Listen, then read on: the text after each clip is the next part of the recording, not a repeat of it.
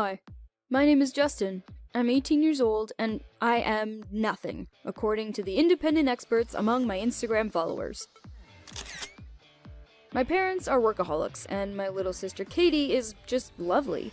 She's 2 years old. My parents' anniversary is coming up. 22 years together. They decided to go big for this one. 2 weeks in the Maldives. I hope the bungalow has Wi-Fi. If you take a laptop with you to the Maldives, then I'll be coming back from this vacation a widow. Got it. I can do without Wi-Fi. Who's going to watch Katie while you're gone? Apparently, they hadn't even thought about it. There was one problem. She was 2 years old and would need a nanny while I was at school. My mom quickly took control of the situation and set up an impromptu gathering of our neighbors. Neighbors assemble! The problem was quickly resolved. Our friend's daughter, Susan, happened to be looking for a side job and agreed to become our nanny for the next 2 weeks. She really liked baby Katie and other little children. At least, that's what she told us. Oh, I really looked forward to meeting her. We had occasionally crossed paths on the street when I would take out the trash, and I must say, she was really beautiful. A couple of times, I even tried to talk to her, but realized that she was wearing headphones after it was too late. Hey, what's up? I live just 3 houses down from you, so I guess you could say we're neighbors. Justin, how about going to a drive-in theater? Such great weather today. Yes, the weather's great. Yeah. Excellent weather. I hate whoever came up with AirPods. Oh well, the important thing is that she takes good care of my sister.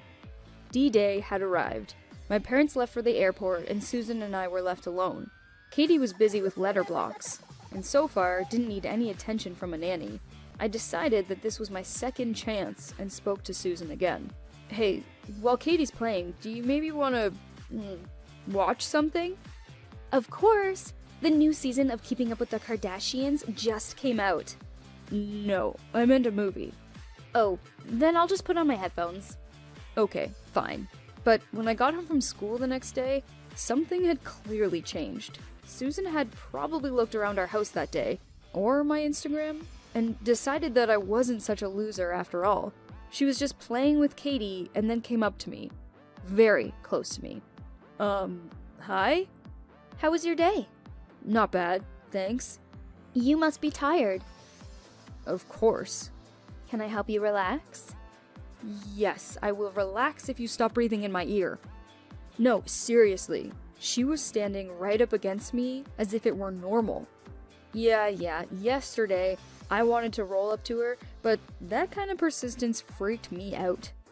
During the week, I noticed a lot of similar oddities, but I was more worried about something else.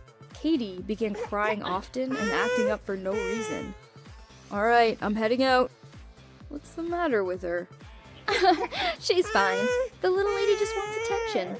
I couldn't forget that look all day. I realized that I needed to act. We had an old CCTV system in our garage. I decided that it would be interesting to keep tabs on our new nanny. I secretly installed it at home. The cameras were all in position. All that was left was to wait. Normally, Susan would have arrived at 10 in the morning, but no one came.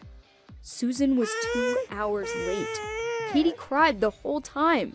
Then she finally showed up and quickly changed the baby's diaper, put her in a high chair, gave her a meal, and went to watch TV. I saw it all, and my anger started to take hold. I'm not a confrontational person, and judging another person from just one incident is not my style, but that day, I didn't feel like going home. Hello, handsome. You're late today. Yeah, I got held up because I saw some video. Oh, I love videos, especially trending ones on YouTube. Yeah, this video would definitely be trending. Will you show me? Never. I decided to give Susan a second chance. On the second day, she arrived on time and even played with my sister. I had already thought to myself, it happens to everyone. She was late. I'm sure it won't happen again. But just then, the doorbell rang. I watched closely. I was completely caught off guard by what I saw.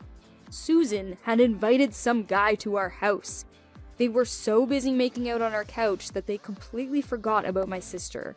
I barely made it to the end of class as I watched everything that they were doing there. But then I quickly packed up and rushed home. I stood for a few minutes at the front door, thinking of the best way for me to enter so they would never forget. Ever. I burst in the door with my phone in my hand and started recording them. Stop recording me, you little pervert! Put the phone away! Who the hell even are you? I'm the owner of the house and you are on my property. I'm calling the police. No, I don't want to be trending! Stupid. Prison is worse than trending. What do you know? You should have seen how they were panicking as I got everything on video.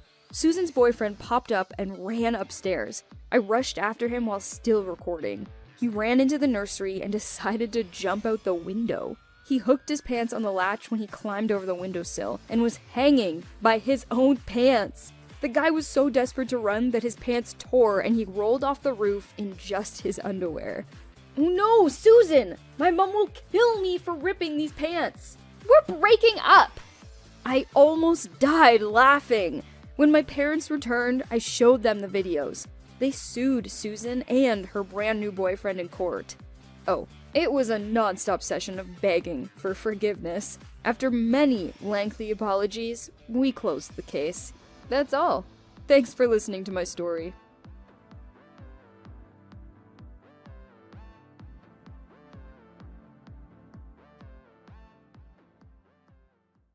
Hello everyone, I'm Matthew. I am 18 years old and recently I have loved chemistry lessons. I would love any other subject if only our new substitute teacher would teach it. In general, studying never aroused my interest. I am part of the school swim team and the chemistry lesson that day was the last class before practice. I gloomily waited for it to start until she came into class. She wore high stiletto heels, a tight-fitting knee-length skirt, and fitted jacket. Her long hair was up in a ponytail, and she had red lipstick. I thought that these girls were on the cover of magazines. She introduced herself. "I'm Miss..." Single flashed through my head. "Jane," I said Jenny to myself. "Everdale." "Oh, Miss Everdale, I will not miss any of your lessons," I decided. And so, when everyone was busy with laboratory work, and Miss Everdale briefly stopped at my desk as the very last in class, I held my breath and pinched her butt. I don't even know how to explain it. Dad always does this when he flirts with my mom. Maybe it's a generic thing. But Jane, she didn't react. But when I was leaving class, she asked me to wait and said that she wanted to see my parents. I couldn't let my mom find out about my little stunt, so my father came to school. I was waiting for him in the hallway, and when he finally came out, he says that Miss Everdale believes that with my grades as they were, I wouldn't go to a prestigious college, and she kindly offered to help me with additional work at our home. And not a word about my stunt in class. Honestly, I suspected that Jane had a crush on me. Why else would she hide the truth from my father and make personal appointments with me at home? On the day of our first extracurricular activity, I rushed home from training to still have time to take a shower. But when I got home, Jane was already there. She was sitting with my dad over a cup of tea. The following week, Jane and my father were again at my house, and when I got home, they were having a nice conversation. I noticed that my dad was speaking to her by her first name, and Jane touched his hand several times during the conversation. It seems I'm starting to figure out what's going on here. The next time I took off from training earlier than usual, specifically to see what my dad was doing with my beloved teacher. When I entered, nobody was home. I went to the kitchen to drink a glass of water, and I noticed a small bag on the chair. It was Jane's bag! I froze and heard a sound coming from the second floor. Laughter and some screams. I began to go up the stairs, and stepped on a rag. It was Jane's jacket. And when I opened the bathroom door, I saw Dad and Jane fixing a broken pipe together. Something is not right here. I understand that I have no evidence, but I know for sure that my dad likes Miss Everdale, and I know that she likes him because I see how she looks at him. I would like her to look at me. There is also my mother. What will it be like if my suspicions are confirmed? I don't know what to do. Maybe it's worth giving up additional classes that bring me only torment. Can you ask your father about everything directly? Or tell everything to Mom? What would you do in my place?